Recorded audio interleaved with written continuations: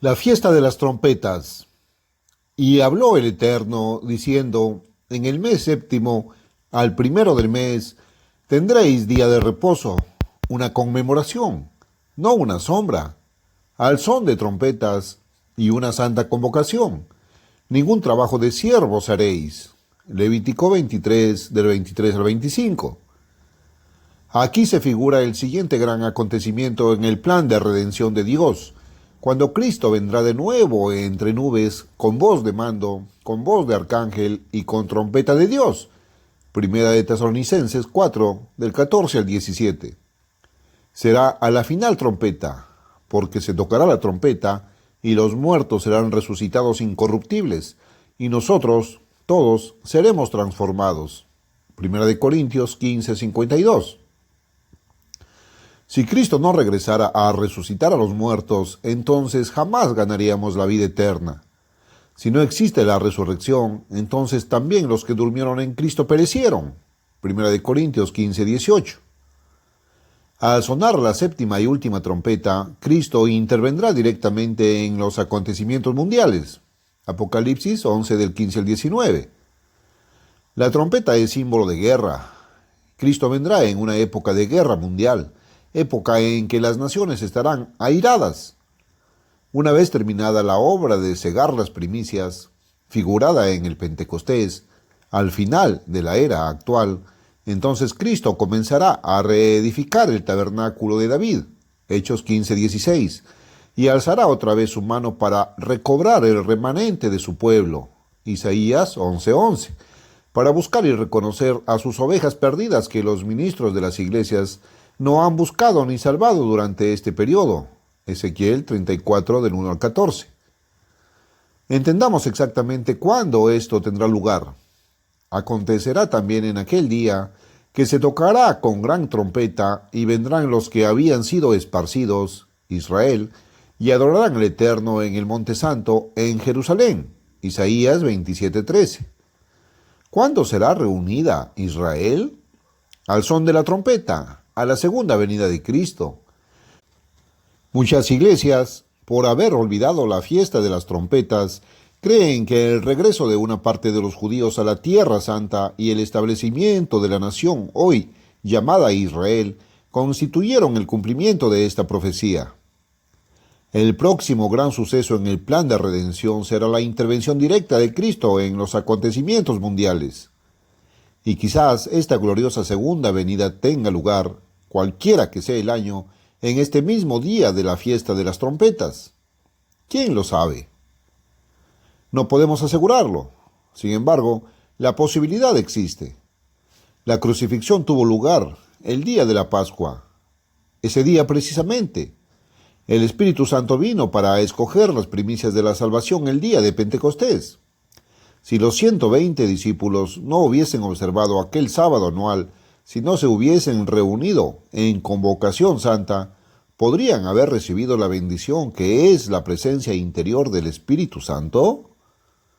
Jesús nos advierte repetidas veces que estemos atentos a su regreso. ¿Será posible que si no estamos observando la fiesta de las trompetas, tal como la Iglesia de Dios estaba observando el Pentecostés en el siglo I, no estaremos listos y no podremos subir a recibirlo? Esto es algo que, desde luego, no afirmamos. No podemos afirmarlo, pero sí planteamos la pregunta. ¿No es una posibilidad? Accedamos humilde y voluntariamente a caminar obedientemente en la luz. La fiesta de las trompetas es días de gozo y es santo para el Señor, lo mismo que el sábado semanal. Nehemías 8:2 y del 9 al 12. Ahora veamos Levítico 23, 26, 27, 31 y 32. También habló el Eterno, diciendo, a los 10 días de este mes séptimo será el día de expiación. Tendréis santa convocación y afligiréis vuestras almas. Ayuno. Ningún trabajo haréis. Estatuto perpetuo es por vuestras generaciones en donde quiera que habitéis. Día de reposo será a vosotros y afligiréis vuestras almas. Comenzando a los 9 días del mes en la tarde, de tarde a tarde guardaréis vuestro reposo. Asombroso misterio. La unificación con Dios. el hombre por fin hecho uno con su Creador. Nuevamente, en el capítulo 16 de Levítico, versículos 29 y 31, donde se explica el simbolismo del día de la expiación, encontramos que este fue instituido como día de reposo santo que debe guardarse para siempre. Y esto tendréis por estatuto perpetuo. En el mes séptimo, a los 10 días del mes, afligiréis vuestras almas, y ninguna obra haréis, ni el natural ni el extranjero que mora entre vosotros. Día de reposo es para vosotros, y afligiréis vuestras almas. Es estatuto perpetuo. También en Levítico 23:32, la expresión de tarde a tarde guardaréis vuestro reposo. Todo observante del sábado cita este pasaje para demostrar que el mismo comienza al atardecer. Si lo creemos, entonces ¿por qué no guardar el sábado al cual se refiere el mismo texto, el sábado solemne del día de expiación que fue establecido a perpetuidad? Es lógico que citemos constantemente este texto para demostrar cuándo debe comenzar el sábado y luego rehusemos guardar precisamente el día de reposo al cual se refiere. El día de la expiación nos presenta un acontecimiento grandioso que tendrá lugar después de la segunda venida de Cristo. El mundo lo ignora porque no ha comprendido el significado de estos sábados anuales que son santos para Dios. No ha guardado estos días como recuerdo constante del plan de redención divino. El simbolismo se expone en el capítulo 16 de Levítico, donde se narran los hechos del día de la expiación tal como se efectuaban antes de la crucifixión. Versículo 5. Y de la congregación de los hijos de Israel, Aarón, o el sumo sacerdote, tomará 2 machos cabríos para expiación. Versículo 6. El sumo sacerdote ofrece una expiación por sí y por su casa. Versículos 7 y 8. Después tomará los 2 machos cabríos y los presentará delante del Eterno a la puerta del tabernáculo de reunión, y echará suertes a Aarón sobre los 2 machos cabríos, una suerte por el Eterno y otra suerte por Azazel. Ahora bien, es preciso detenernos en este punto y ahondar en los pequeños detalles porque es un pasaje que ha sido mal comprendido. Existen diversos puntos de vista y opiniones, conceptos y explicaciones al respecto. Por lo tanto, cualesquiera que hayan sido nuestras convicciones anteriores, estudiemos con la mente abierta y libre de prejuicios para examinarlo todo. Nuestra meta es hallar la verdad. La clave de la explicación radica en el significado de la palabra Azazel, que no aparece en ninguna otra parte del Antiguo Testamento. El Comprehensive Commentary dice: Spencer, ciñéndose a las opiniones más antiguas de hebreos y cristianos, opina que Azazel es el nombre del diablo, y lo mismo opina Rosen. El One Volume Commentary afirma: se entiende por Azazel el nombre de uno de esos demonios malignos. Los 2 machos cabríos eran desde luego símbolos. Notemos que era preciso echar suertes para decidir cuál era apto para representar a Cristo y cuál a Azazel. Hay quienes dicen que ambos eran aptos, pero las Escrituras no lo afirman. No lo demos por hecho. Ahora bien, echar suertes es una ceremonia religiosa sagrada por medio de la cual se apela a Dios para que Él decida sobre un asunto dudoso. Se trata de un acto sobrenatural de Dios. Observemos que los hombres eran incapaces de decidir cuál macho cabrío era apto para representar a Cristo. Era preciso apelar a Dios para que Él decidiera. Una suerte por el Señor y otra suerte por Azazel. La suerte que era por el Señor simbolizaba a Cristo. La otra no era para el Señor y no simbolizaba a Cristo, sino a Azazel, a Satanás. Estas palabras sugieren que Azazel es el nombre de un ser que es el antítesis de Cristo. El macho cabrío que Dios escogía para representar a Cristo era inmolado, como lo fue Cristo. En cambio, el escogido por Dios para representar a Azazel no era sacrificado, sino que se enviaba vivo al desierto. No era un macho cabrío resucitado, símbolo de Cristo resucitado, puesto que no moría. El desierto a donde se enviaba no figuraba el cielo, a donde fue Cristo. El cielo no es un desierto.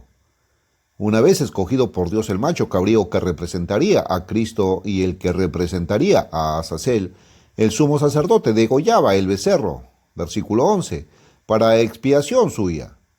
Después tomaba brasas de fuego e incienso aromático y entraba con ellos detrás del velo en el lugar santísimo y rociaba la sangre del becerro ante el propiciatorio, símbolo del trono de Dios, el cual estaba sobre el testimonio, la ley. Esto lo debía hacer el sumo sacerdote a fin de purificarse para oficiar y para representar a Cristo como sumo sacerdote.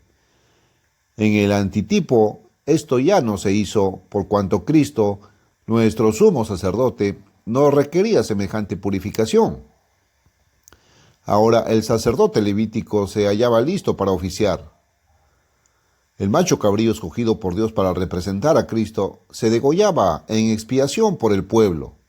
De esta manera, el macho cabrío llevaba sobre sí los pecados del pueblo, tal como Cristo en la cruz tomó sobre sí nuestros pecados, de una vez por todas. Sin embargo, Cristo resucitó de entre los muertos y ascendió al trono del Padre en el cielo. Ahora bien, de acuerdo con la ceremonia levítica, ¿qué o quién representaba desde ese punto en adelante al Cristo resucitado que ascendió al cielo? Algunos dicen que el macho cabrío de Azazel. Veamos. El Cristo resucitado, quien se halla a la diestra de Dios en el cielo, 1 de Pedro 3:22, es llamado nuestro sumo sacerdote. ¿Cuál era el símbolo terrenal del trono de Dios? No el desierto donde fue enviado el macho cabrío vivo. El símbolo terrenal del trono era el propiciatorio en el lugar santísimo. Cristo, después de muerto y resucitado, fue al propiciatorio celestial para interceder por nosotros como nuestro sumo sacerdote. Penetra hasta dentro del velo, donde Jesús entró por nosotros como precursor, hecho sumo sacerdote para siempre según el orden de Melquisedec. Hebreos 6, 19, 20. Preguntamos de nuevo, ¿qué o quién en la ceremonia levítica del día de la expiación simbolizaba al Cristo resucitado, a nuestro sumo sacerdote que penetró hasta dentro del velo al trono de Dios en el cielo? Uno de los machos cabríos había sido degollado, representaba al Cristo muerto y ya no podía representar al Cristo resucitado. El Cristo muerto no fue nuestro sumo sacerdote, puesto que el sacerdocio levítico y su sumo sacerdote continuó vigente hasta que Cristo resucitó de entre los muertos. Subió al cielo y fue hecho sumo sacerdote según el orden de Melquisedec. El Cristo resucitado sí se convirtió en sumo sacerdote. ¿Y quién representaba este papel en las ceremonias levíticas que se repetían cada año en este día santo eterno? Es enteramente obvio. El sumo sacerdote levítico, no el macho cabrío que representaba a Azazel. Una vez muerto el macho cabrío degollado, ¿quién penetraba detrás del velo y presentaba la sangre de la víctima inmolada ante el trono simbólico de Dios? Levítico 16:15. Después, el sumo sacerdote degollará el macho cabrío en expiación por el pecado del pueblo y, simbolizando ahora la obra del Cristo resucitado, llevará la sangre detrás del velo adentro y la esparcirá sobre el propiciatorio. Así purificará el santuario. Así pues, el sumo sacerdote que llevaba la sangre detrás del velo hasta el propiciatorio era quien simbolizaba al Cristo resucitado, quien, en forma figurativa, llevó su propia sangre detrás del velo hasta el trono de Dios en el cielo, para allí interceder por nosotros como nuestro sumo sacerdote. Ciertamente está clarísimo. El macho cabrío degollado representaba al Cristo crucificado. El sumo sacerdote, al tomar la sangre y llevarla detrás del velo al propiciatorio en el lugar santísimo, símbolo del trono de Dios, representaba y cumplía la obra del Cristo resucitado, quien ascendió a la diestra de la majestad, desde donde intercede como nuestro sumo sacerdote. ¿Cómo es posible seguir enseñando que el macho cabrío de Azazel representaba la obra del Cristo resucitado? ¿Acaso éste llevó la sangre de Cristo detrás del velo hasta el propiciatorio? El sumo sacerdote, al ir detrás del velo hasta el lugar santísimo, simbolizaba el regreso de Cristo al cielo, y su tarea dentro del lugar sagrado simbolizaba la obra de Cristo, quien durante estos 1900 años ha intercedido por nosotros, presentando su sangre derramada delante del propiciatorio en el cielo. Después, ¿Qué hacía el sumo sacerdote para representar lo que hará Cristo a su regreso a la tierra? Cuando hubiere acabado de expiar el santuario y el tabernáculo de reunión y el altar, hará traer el macho cabrío vivo, y pondrá a Aarón sus dos manos sobre la cabeza del macho cabrío vivo, y confesará sobre él todas las iniquidades de los hijos de Israel, todas sus rebeliones y todos sus pecados, poniéndolos así sobre la cabeza del macho cabrío, y lo enviará al desierto por mano de un hombre destinado para esto. Y aquel macho cabrío llevará sobre sí todas las iniquidades de ellos a tierra inhabitada, y dejará ir el macho cabrío por el desierto. Después, a Aarón lavará su cuerpo con agua.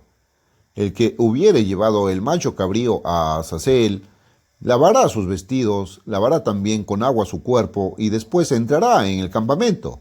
Levítico 16 del 20 al 26. Aclaremos este punto. ¿Existe la justicia divina? ¿No es Dios un Dios tanto de justicia como de compasión y misericordia? ¿Quién es el verdadero autor de nuestros pecados? El diablo es el autor de nuestros pecados y nuestra condenación, así como Cristo es autor de nuestra salvación. Cristo tomó sobre sí nuestras culpas, nuestros pecados, como sacrificio de reemplazo inocente. Él fue víctima inocente. Nos amó y se entregó a la muerte por nosotros.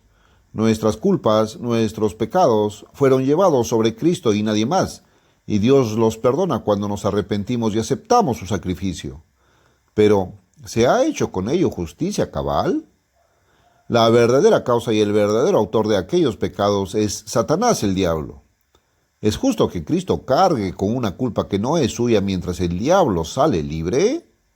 ¿No es más lógico pensar que en el gran plan de Dios se hará justicia total colocando aquella culpa encima de quien corresponda? Es preciso hacer una distinción muy cuidadosa. Cristo llevó sobre sí nuestros pecados, porque hemos sido culpables aunque el diablo haya sido la causa original de todo el mal.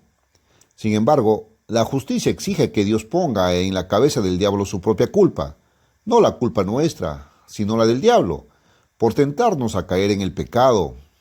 Nosotros también fuimos culpables, pero Cristo cargó con nuestra culpa. No obstante, nuestros pecados, siendo culpa del diablo también, deben recaer sobre él. Ahora veamos otro punto. El macho cabrío de Azazel se lleva los pecados del pueblo que ya han sido perdonados, que ya han sido totalmente pagados por el sacrificio de Cristo, lo cual fue representado al degollar al macho cabrío inocente antes de colocar esos mismos pecados sobre el macho cabrío vivo. Con la muerte del macho cabrío inmolado se pagaron esos pecados. El verdadero autor de todo pecado es el diablo. ¿Podremos entonces ser unificados con Dios mientras se halle entre nosotros el instigador del pecado? ¿No es evidente que primero debe ser echado fuera? ¿Podría haber justicia divina si la porción de su culpa por nuestros pecados no recayera sobre su propia cabeza? ¿Es justo que Cristo cargue con la culpa del diablo además de la nuestra? Ya Cristo llevó sobre sí nuestros pecados, pero ¿es necesario que los continúe llevando? ¿No deben ser apartados totalmente de nosotros y aún de la presencia de Dios? Así pues, la inmolación del primer macho cabrío y el derramamiento de su sangre expone visiblemente el medio de reconciliación con Dios, a través del sacrificio sustituto de una víctima inocente. De la misma manera, la expulsión del segundo macho cabrío cargado con aquellos pecados, cuya expiación fue representada por el primero, expone de manera igualmente clara el efecto producido por ese sacrificio, la total remoción de aquellos pecados expiados, que no aparecerán más ante la presencia de Dios. Satanás es el acusador de los hermanos. Su poder sobre los hombres se fundamenta en el pecado. Cuando todos estos pecados, obra suya, recaigan nuevamente sobre él, una vez que Cristo nos haya librado de ellos, entonces Satanás habrá perdido su dominio sobre nosotros. No podrá acusarnos más. Así pues, como la aceptación de la sangre del primer macho cabrío, Cristo, simbolizaba la propiciación total y el perdón de los pecados de Israel, así el mandar fuera a Azazel cargado de esos pecados expiados simbolizaba la eliminación completa de todos los pecados, la liberación del pueblo, por medio de la expiación, del poder del adversario. Si bien el sacrificio de la víctima inocente fue el medio para reconciliarnos con Dios, no constituía en sí una justicia cabal. El echar fuera al segundo macho cabrío muestra la expiación final, al colocar los pecados sobre el autor de los mismos, y muestra también el hecho de quitar los pecados y su autor de la presencia de Dios y su pueblo, librando así al pueblo totalmente del poder de Satanás. Antes de poner fin a este tema, debemos notar que después de colocar las manos sobre el macho cabrío vivo, Azazel, Aarón debía lavarse antes de ponerse en contacto con el pueblo. También el hombre destinado para esto, Levítico 16, 21 y 26, debía lavar sus vestidos y su cuerpo después de tocar al macho cabrío de Azazel y antes de presentarse ante el pueblo. El simbolismo ciertamente implica que habían estado en contacto con el diablo. Notemos también que el acto de colocar estos pecados expiados y perdonados sobre la cabeza del macho cabrío vivo no tiene lugar hasta después de que el sumo sacerdote regresa del lugar santísimo detrás del velo. Por lo tanto, se trata de un acontecimiento que tendrá lugar después del regreso de Cristo a la tierra. Si el macho cabrío vivo simbolizara al Cristo resucitado, entonces los pecados que Cristo llevó sobre sí en la cruz serían colocados por manos de otro, representado por el sumo sacerdote, nuevamente sobre Cristo, después de resucitado. ¿Guarda esto una lógica? ¿Tiene algún sentido la teoría de que el macho cabrío de Azazel sea Cristo? No lo tiene. En cambio, el significado verdadero es claro y sencillo.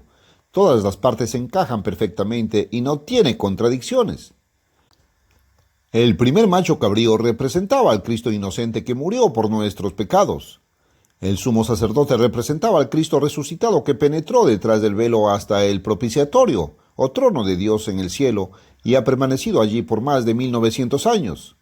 Y el regreso del sumo sacerdote para colocar los pecados sobre la cabeza del macho cabrío vivo representaba el regreso de Cristo, quien pondrá los pecados que él cargó sobre cabeza del autor, el diablo, y lo enviará vivo a un desierto inhabitado, al abismo de Apocalipsis 23.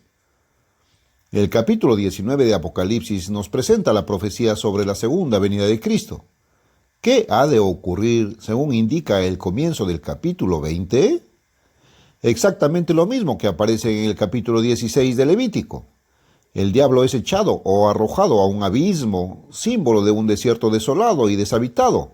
Apocalipsis 18:2. Y quien lo arroja es un hombre destinado para esto, un ángel del cielo. Cristo no mata al diablo. El diablo no muere, sino que está aún vivo 1000 años más tarde, después del milenio. Apocalipsis 27. Ahora aclaremos algunos puntos que pueden parecer dudosos para el lector. Los dos machos cabríos fueron presentados delante del Eterno. ¿Puede Satanás ser presentado delante de Dios? En Job 1:6 y 2:1 se dice que lo ha hecho. Notemos también que Azazel fue echado del lugar santísimo, símbolo de la presencia de Dios. Así pues, el día de la expiación anual fue instituido a perpetuidad para que los hijos y la iglesia de Dios tuviesen siempre presente el plan de redención que tendrá lugar después de la segunda venida de Cristo. Este día santo anual es reconocido en el Nuevo Testamento. En Hechos 27:9 se habla del peligroso viaje que hizo Pablo por mar a Roma, y siendo ya peligrosa la navegación por haber pasado ya el ayuno. El ayuno se refiere al día de la expiación, el 10º día del mes séptimo. Este día no podría haber pasado ya, aquel año, si no hubiera estado en vigencia. El Espíritu Santo no habría inspirado semejantes palabras. Este pasaje indica que el día aún existía y era reconocido como tal por el Espíritu Santo.